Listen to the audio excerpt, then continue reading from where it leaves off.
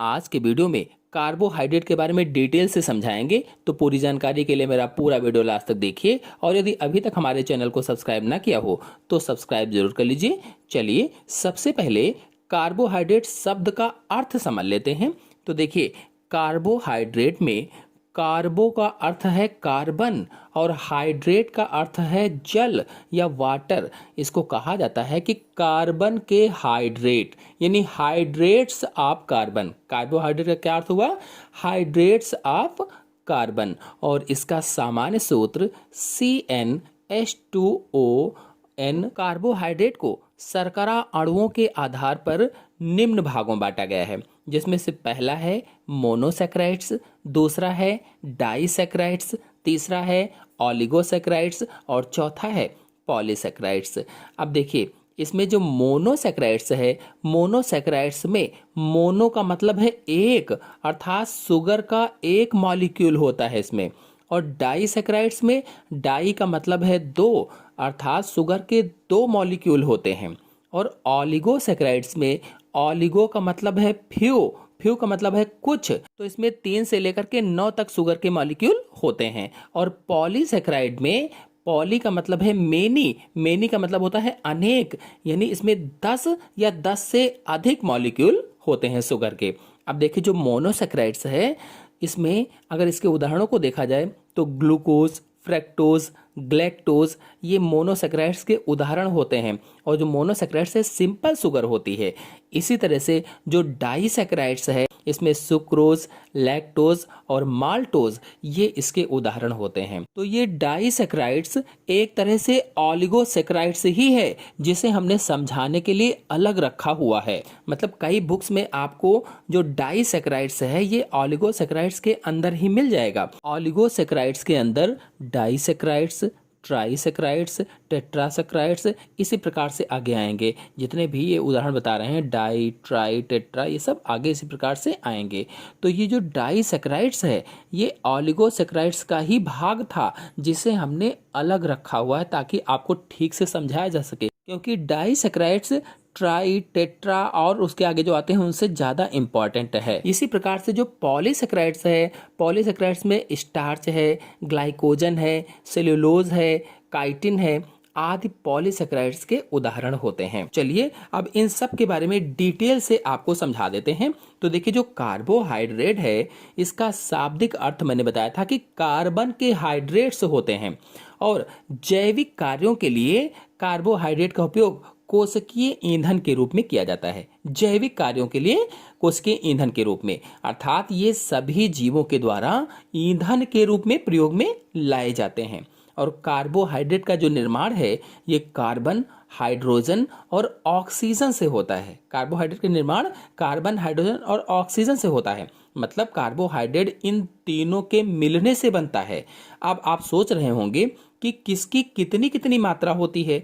तो इसमें carbon, hydrogen और ऑक्सीजन का अनुपात क्रमशः 1:2:1 होता है। और इसीलिए इन्हें कार्बन के हाइड्रेट कहा जाता है अथवा कार्बोहाइड्रेट कहा जाता है। अगर रासायनिक रूप से देखा जाए तो रासायनिक रूप से कार्बोहाइड्रेट पॉलीहाइड्रोक्सी एल्डिहाइड व कीटोन होते हैं। रासायनिक रूप से एल्डिहाइड व कीटोन होते हैं। और इनका सामान्य सूत्र मैंने बताया CnH2ON होता है, सामान्य सूत्र होता है। अब कार्बोहाइड्रेट के कार्यों को जानने से पहले इसके प्रकारों को समझा देते हैं। तो देखिए, टाइप्स ऑफ कार्बोहाइड्रेट के अंतर्गत मैंने आपको बताया है कि शर्करा के आधार पर कार्बोहाइड्रेट में मोनोसैकराइड्स, फिर डाइसैकराइड्स, फिर ओलिगोसैकराइड्स, फिर पॉलीसैकराइड्स मिलते हैं। अगर डाइसैकराइड्स को ओलिगोसैकराइड्स के अंदर रखें तो 3 प्रकार का कार्बोहाइड्रेट्स होता है, मोनोसैकराइड्स, ओलिगोसैकराइड्स और पॉलीसैकराइड्स। अब सबसे पहले इनमें से मोनोसैकराइड्स को समझ लेते हैं। तो देखिए, ये सरल शर्कराएं होती हैं। जो मोनोसैकराइड्स हैं, ये सरल शर्कराएं होती हैं, मतलब मोनोसैकराइड सिंपल शुगर होती है।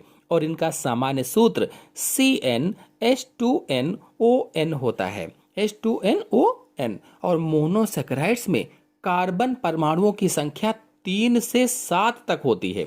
जो मोनोसैकराइड्स होते हैं, इसमें कार्बन परमाणुओं की संख्या 3 से 7 तक होती है। और कार्बन परमाणुओं की संख्या के आधार पर मोनोसैकराइड्स को कई भागों में बांटा गया है। अगर इसके वर्गीकरण को देखा जाए, क्लासिफिकेशन को देखा जाए, चाहे आप कई भाग कह दीजिए, तो इसमें से देखिए पहला है ट्रायोसिस, फिर टेट्राओसिस, पेंटोसिस, हेक्सोसिस और हेप्टोसिस। तो कार्बन परमाणु की संख्या के आधार पर है। जिसमें कार्बन परमाणु 3 है उसे ट्रायोसिस कहा गया है, जिसमें 4 है वो टेट्राओसिस हो गया है, और जिसमें 5 है वो पेंटोसिस हो गया है, जिसमें 6 है वो हेक्सोसिस हो गया है, जिसमें 7 है वो हेप्टोसिस हो गया है। अब इनके उदाहरण भी एल्डोज फॉर्म में लिखे गए हैं सामने, और इधर कीटोन फॉर्म में लिखे गए हैं। अब मोनोसैकराइड्स में सबसे मोस्ट इंपॉर्टेंट जो है हेक्सोसिस के अंतर्गत ग्लूकोज, फ्रक्टोज और ग्लैक्टोज होता है। ग्लूकोज, फ्रक्टोज और ग्लैक्टोज ये मुख्य शर्कराएं हैं, हेक्सोसिस की शर्कराएं हैं जो मोनोसैकराइड्स के अंतर्गत आती हैं। तो इनमें से सबसे पहले ग्लूकोज के बारे में समझ लेते हैं। तो इसे अंगूर की शर्करा भी कहा जाता है। ग्लूकोज को अंगूर की शर्करा, क्योंकि अंगूर में सबसे ज्यादा पाई जाती है ये, या इसे डेक्सट्रोज भी कहा जाता है। डेक्सट्रोज भी कहते हैं, इसका नाम होता है। और यह कुछ फलों जैसे अंगूर है और शहद है, इसमें फ्रक्टोज के साथ मिलता है। और शरीर में रुधिर तथा पाचन के समय आंत्र में भी यह पाया जाता है। रुधिर और पाचन के समय आंत्र में। और जो डायबिटीज के रोगी होते हैं, मधुमेह रोगी होते हैं, इनके मूत्र में अधिकता में ग्लूकोज पाया जाता है, जो डायबिटीज के रोगी होते हैं। और आहार नाल में कार्बोहाइड्रेट के पाचन से ग्लूकोज बनता है। कार्बोहाइड्रेट जब पाचन होता है उसका, तो ग्लूकोज का निर्माण होता है। रुधिर द्वारा अवशोषित होकर यह शरीर की विभिन्न कोशिकाओं में पहुंचता रहता है। रुधिर के द्वारा अवशोषित हो जाता है और शरीर की समस्त कोशिकाओं में लगभग में पहुंचता रहता है, जहां पर इसके ऑक्सीकरण से ऊर्जा उत्पन्न होती है।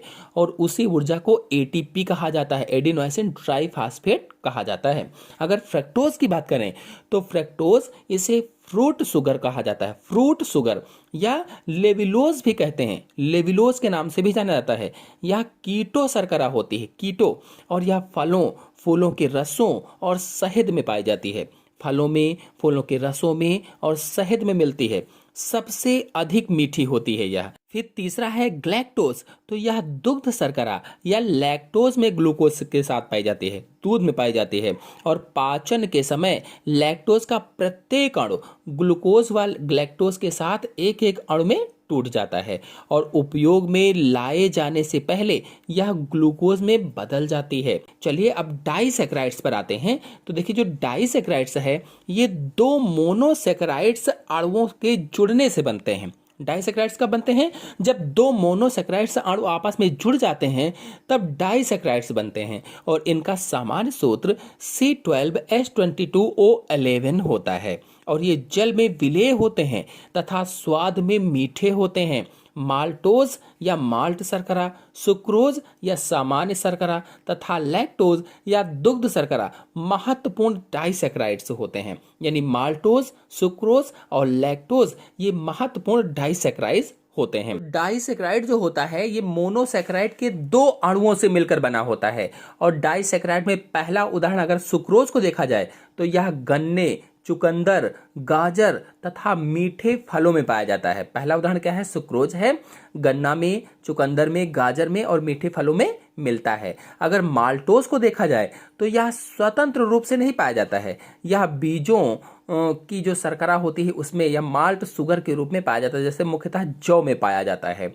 और इसी तरह से अगर लैक्टोज को देखा जाए तो यह शुद्ध दूध में पाई जाती है और ग्लूकोज एवं ग्लैक्टोज अणुओं के मिलने से बनती है। ग्लूकोज और ग्लैक्टोज अणु मिल जाते हैं तो लैक्टोज बन जाती है और यह कम मीठी होती है और पौधों में पाई जाती है। चलिए अब ऑलिगोसैकराइड्स के बारे में समझ लेते हैं। तो देखिए पेंटोज मोनोसैकराइड्स जैसे राइबोज है, जाइलोज है तथा हेक्सोज मोनोसैकराइड्स जैसे ग्लूकोज है, फ्रक्टोज है, मैनोज है, ग्लैक्टोज है, ये दोनों इकाइयां एक ग्लाइकोसिडिक बंध से जुड़ जाती हैं। ये दोनों इकाइयां जो हैं ग्लाइकोसिडिक बंध से जुड़ जाती हैं और जुड़कर कार्बोहाइड्रेट के बृहद अणु का निर्माण करती हैं या ऑलिगोसैकराइड्स का निर्माण करती हैं।